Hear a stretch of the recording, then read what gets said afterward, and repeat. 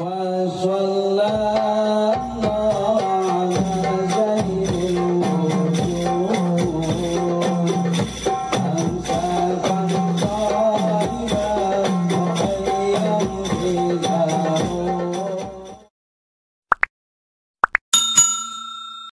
warahmatullahi wabarakatuh. Waalaikumsalam warahmatullahi wabarakatuh. Innal hamdalillah nahmaduhu wa nasta'inuhu wa nastaghfiruh wa na'udzu billahi min shururi anfusina wa min sayyiati a'malina. May yahdihillahu fala mudilla lahu wa may yudlil fala hadiyalah. Wa la haula wa la quwwata illa billah.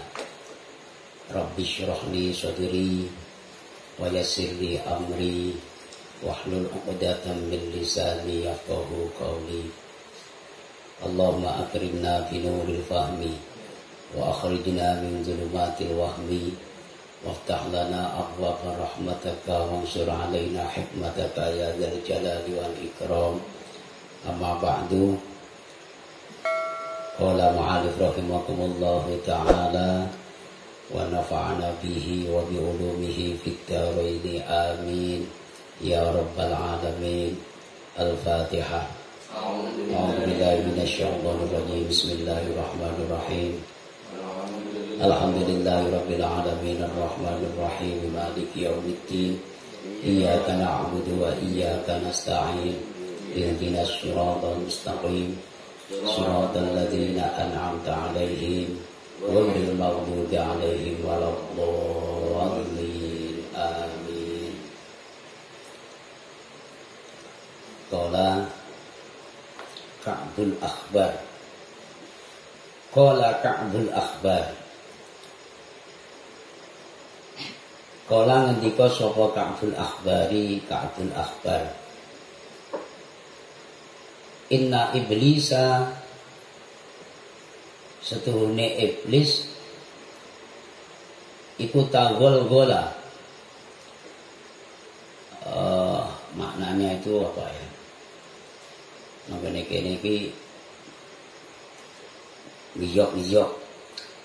Ya, ngiyok-ngiyok. Goyang-goyang lah bahasanya. Itu tagol-gola itu ngerok-ngerok sama iblis ila khauti marang iwak. Allazi kana kang ono ala zuhri iku ing atase gegere iwak. Ana apa al ardu iku bumi. Kulaha ya sakabehane bumi. Wasyajarulan wit-witan waddawa bulan kegermetan waweru halan lian-liane kabeh iku mau. Jadi secara translate-nya ini Ka'bul Akhbar itu menjelaskan bahwa sesungguhnya ada iblis yang berusaha untuk mengganggu ikan, ya. Iblis yang berusaha untuk mengganggu ikan. Yang ikan itu di atas punggungnya, ya, di atas punggungnya itu memuat bumi. Bahasanya itu kalau bahasa gampangnya itu gendong bumi, ya. Di bawah itu ada ikan, di atasnya itu ada bumi.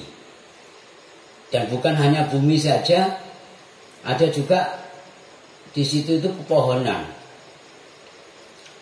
Ada wit-witan, itu ada pepohonan. Dan juga ada dabah. Dabah itu segala kegermetan atau mungkin hewan-hewan kecil, ya ada ada tikus, ada ular, ada ulat, ada macam-macam. Ya. Ikan yang menggendong atau terbebani oleh bumi, oleh pokok-pokok ataupun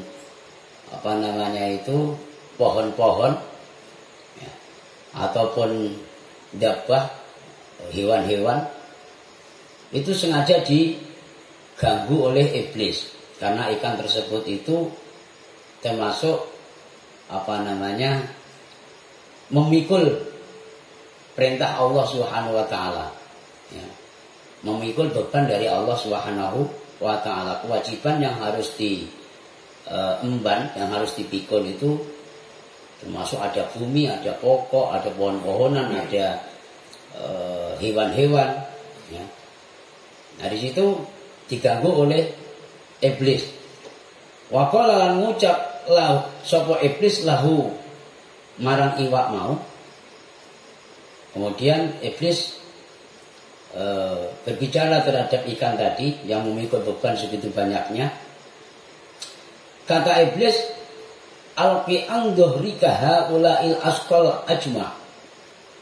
Iblis, ngapain kamu berat-berat mikul beban seberat itu? Ini kata iblis terhadap ikan. Ngapain kan ikan kamu mikul beban seberat itu? Ya. Kenapa enggak kau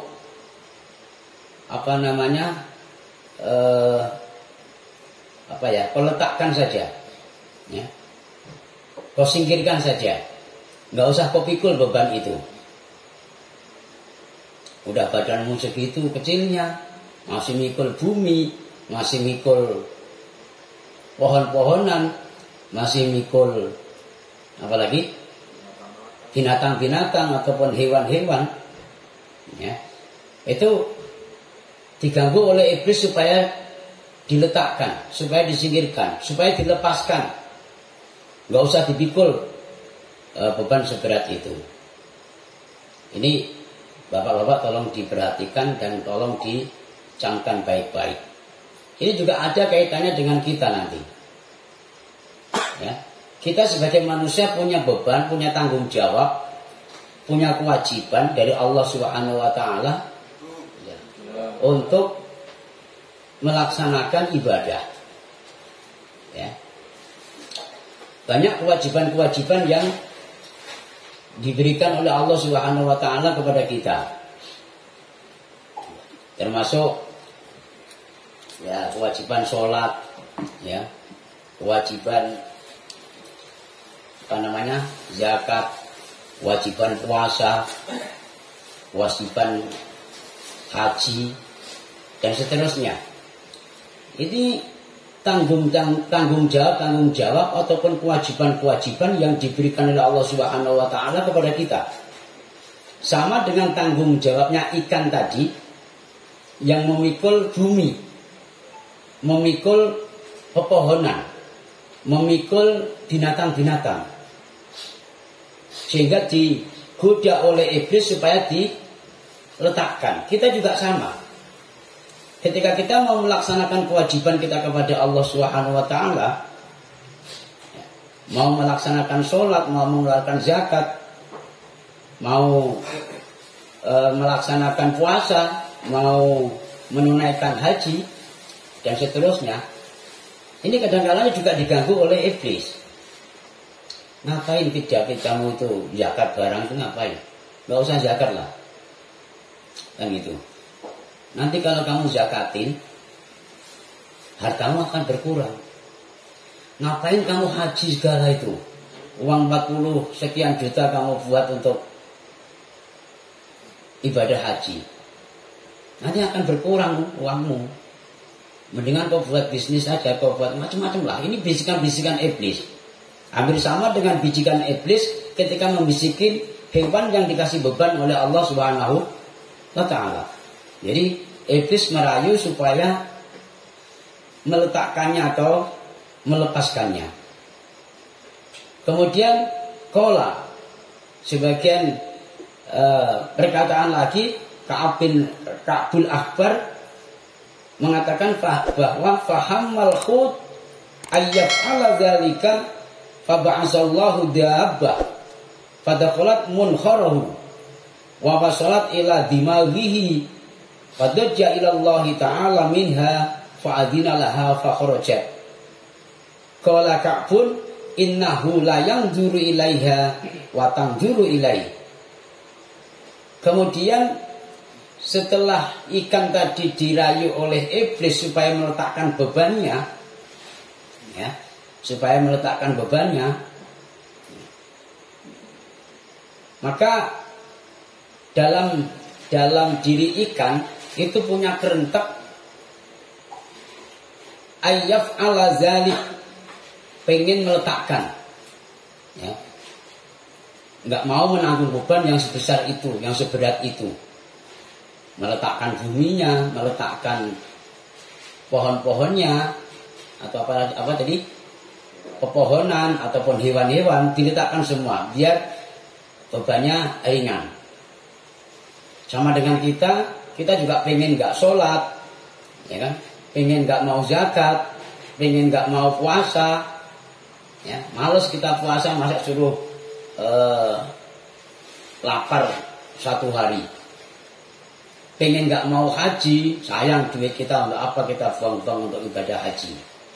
Ini juga ada rayuan-rayuan daripada iblis. Ketika iblis mengganggu seperti itu atau merayu seperti itu dalam hati ikan tadi, ya, dalam diri ikan, pengen mengikutinya, ya, pengen mengikuti saran daripada iblis.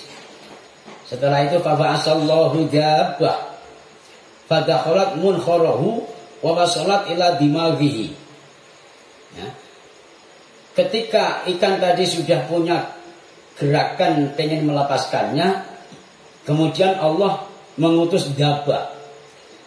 Dabbah itu apa ya? Hewan yang kecil, mungkin kayak macam lalat, kemudian nyamuk, kemudian apalagi hewan-hewan kecil yang sering ninggapin mulut ikan itu apa, Pak? Ada hewan-hewan kecil yang sering ninggapin di depan mulut ikan itu, pengen masuk ke dalam mulutnya, pengen masuk ke dalam hidungnya. Kalau dulu kita masih di kampung itu sering melihat kalau pas ada seekor kerbau, ya, seekor kerbau lagi santai, itu di depan mulutnya itu banyak hewan-hewan kecil, ya, entah itu nyamuk, entah itu lemut. Lemut bahasa Indonesianya apa? Nyamuk. Sama ya, nyamuk kecil gitu maksudnya ya. Ada lalat juga.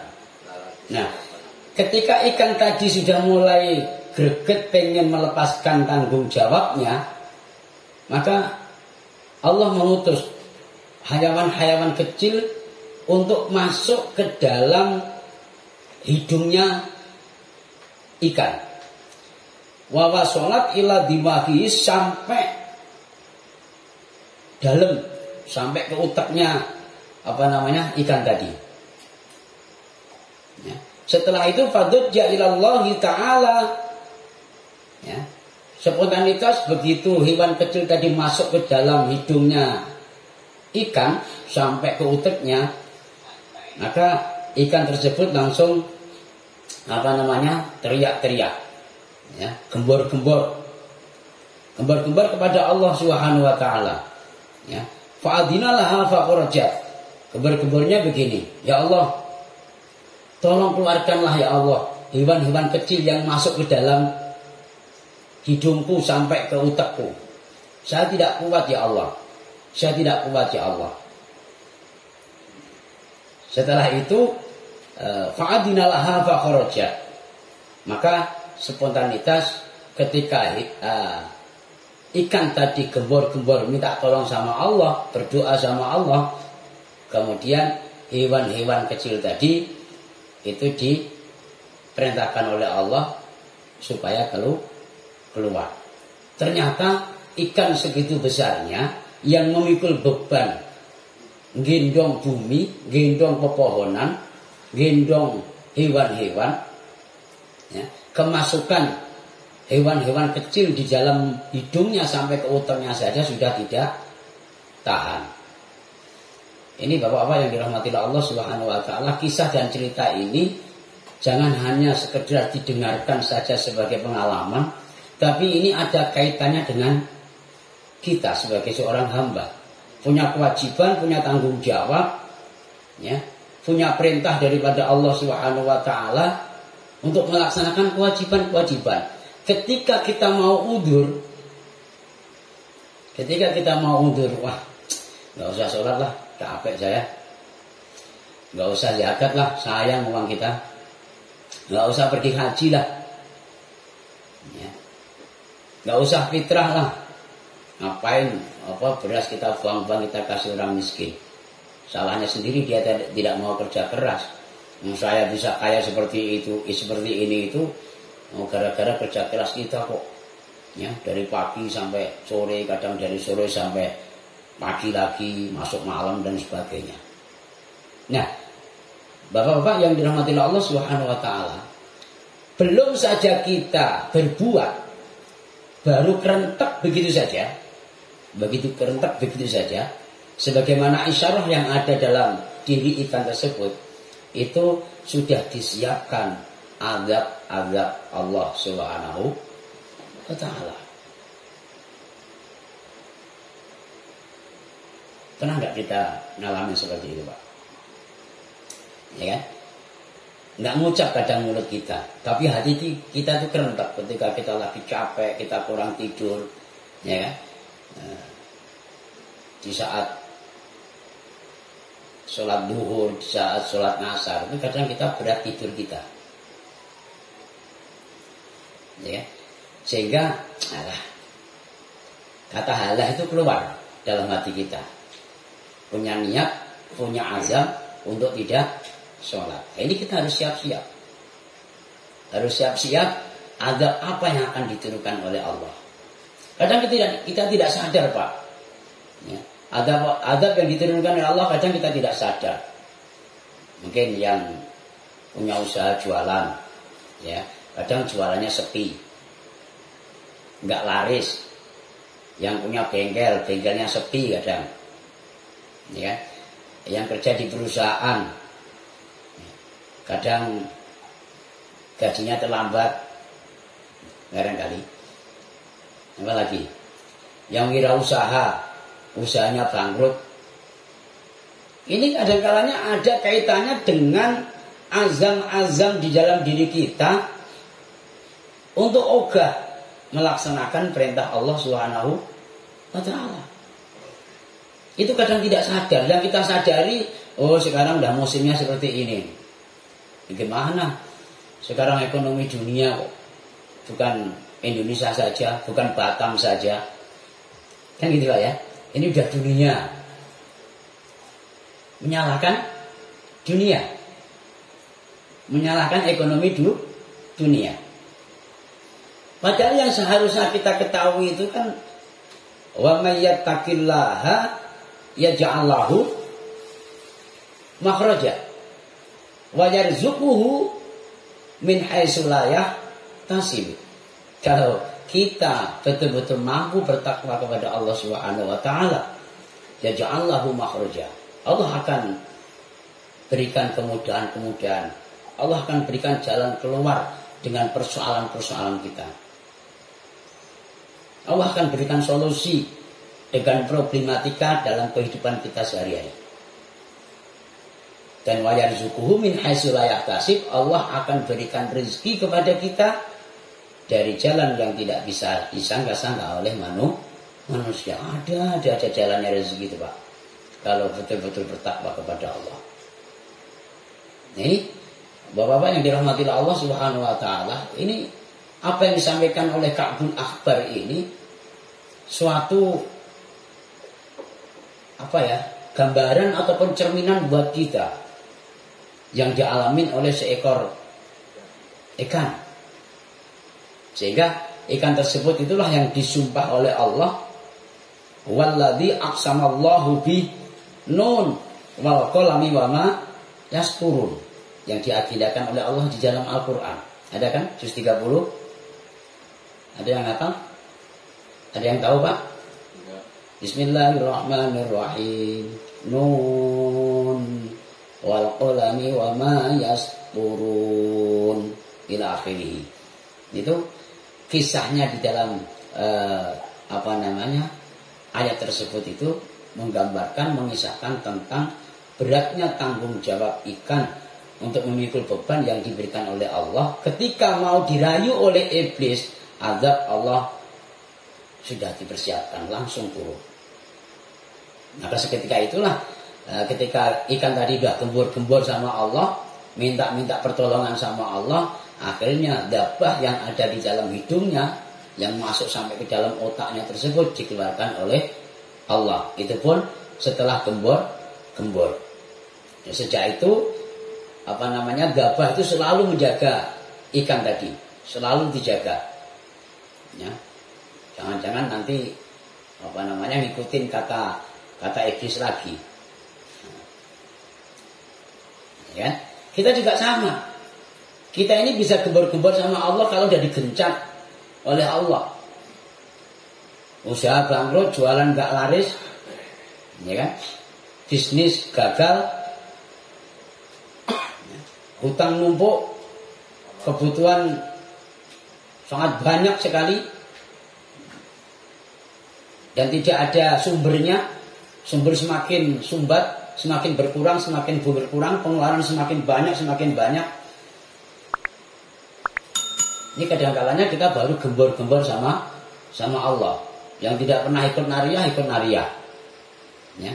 Yang biasanya tidak mengamalkan sholawat, mengamalkan sholawat. Yang biasanya sholatnya tidak rajin, dirajinkan sholatnya. Ini kan? Wirid apa diikutin? Mujahadah, istighosah, pagi hari sholat duha, tengah malam sholat tahajud, sholat hajat, kan gitu Pak ya. Tapi ketika nanti sudah dipenuhi kebutuhan kita oleh Allah, kita sudah mulai geleleng, ya kan? Geleleng. 5 waktu jadi 4 waktu. Yang biasa 4 waktu jadi 3 waktu. Yang 3 waktu jadi 2 waktu minimal, maghrib bisa ajalan. Zuhur, asar, subuh nanti ajalan. Ya kan? Waktunya kita susah, nariahan rajin, setiap malam Rabu nariahan terus. Berlomba-lomba. Saya dapat 400, saya dapat 500. Ini kebutuhan kita banyak, ya kan? Bagaimana supaya dapat 700 atau 1000 ini? Kan begitu. Tapi nanti ketika sudah dipenuhi oleh Allah, boro-boro kok 1000, boro-boro kok baca nariah 400 atau 300, malam Rabu saja sudah tidak datang. Alasannya apa? Ya alasannya macam-macam. Wah sibuk ini Pak Yai sekarang. Ya kebetulan lagi ada tender nih di luar Batam nih ya. Gimana lagi? Nah ini pas mau berangkat itu ada orang nempelkan. Kan gitu ya. Semacam Pak Ucok juga. Pas mau berangkat Pak ya ada tamu. Ya. Mau ini mau diskusikan tentang kerjaan besok. Nggak bisa ini gimana. Kan begitu. Yang Pak Arjo juga demikian. Ini malam Rabu waktunya baca sholawat nariah, rutinitas kita. Pas jam 5 sore waktunya mau balik, ada mesin yang rusak. Kebetulan mesin alat berat tersebut itu rusaknya di Tanjung Undang sana. Sementara besok pagi harus dipakai oleh PT. Otomatis lembur. Kalau udah lembur ya, udahlah nggak usah nariah. Nah, malam Rabu besok masih ada nariah lagi aja kok. Kan begitu. Lah punya unek-unek, ya, punya unek-unek untuk tidak melaksanakan atau melakukan kewajiban-kewajiban seperti itulah. Itu spontan Allah sudah siapkan azab-azabnya. Yang diazab sakit-sakitan, yang diazab nggak bisa bayar hutang, yang diazab bisnisnya gagal, yang diazab usahanya macet, yang dianggap bisnisnya atau jualannya bangkrut atau tidak laris dan lain sebagainya, ya. Kadang dibilang sama orang kok tiap hari kok tutup Pak, padahal yang punya usaha tadi buka terus. Akhirnya apa? Masih menyalahkan orang lain. Oh ini ada orang yang tidak senang ini. Ada yang bikin-bikin ini. Iya, padahal tiap hari saya buka, tapi ada orang mau jajan itu bilang katanya tutup. Mereka tidak sadar untuk mengevaluasi dirinya bahwa ini ada kesalahan-kesalahan yang sering kita lakukan, sering kita perbuat. Nyari kerjaan susah. Nanti kalau Ditanya katanya, sekarang susah kalau kerjaan laki-laki ini. Kalau perempuan banyak. Padahal kita harus sadar sebetulnya kalau tolak ukurnya atau barometernya itu wa may yattaqillaha yaj'al lahu makhraja wa yarzuqhu min haitsu la yahtasib. Nah, itulah makanya karena keinginan bapak-bapak untuk membaca kitab yang agak tua ya ini sedikit saya tularkan ini Pak Uco. Ya. Ini untuk apa namanya ya? Untuk pengingat kita, ya, untuk nasihat kita, agar kita senantiasa sadar ketika kita mau berbuat baik, ketika kita mau melaksanakan ibadah, itu apapun hambatannya, apapun ujiannya, apapun tantangannya, apapun resikonya, itu harus ditempuh, harus ditempuh. Ketika kita sudah mulai oleng, udah mulai kendor, ini di belakang kita ini sudah banyak dipersiapkan oleh Allah adab-adab tersebut. Maka lagi-lagi saya sampaikan bahwa menjalankan satu amalan yang istiqomah itu tidak mudah semudah kita membalikkan telapak tangan. Al istiqomatu khairum min alfai karamah. Orang yang bisa menjalankan amalan atau wiridan dengan istiqomah, maka derajatnya lebih baik dibanding orang yang mempunyai 2000 karomah. Maka kata Kanjeng Nabi ketika ditanya oleh sahabat, amalan apa yang paling dicintai oleh Allah ya Rasul? Itu wa in qala adwamuha. Amalan walaupun sedikit tapi dilaksanakan dengan langgeng, artinya rutin, artinya istiqomah. Mudah-mudahan keterangan ini bisa memberikan semangat kita bersama untuk melaksanakan ibadah-ibadah kepada Allah Subhanahu wa taala. Amin ya rabbal alamin. Al-Fatihah.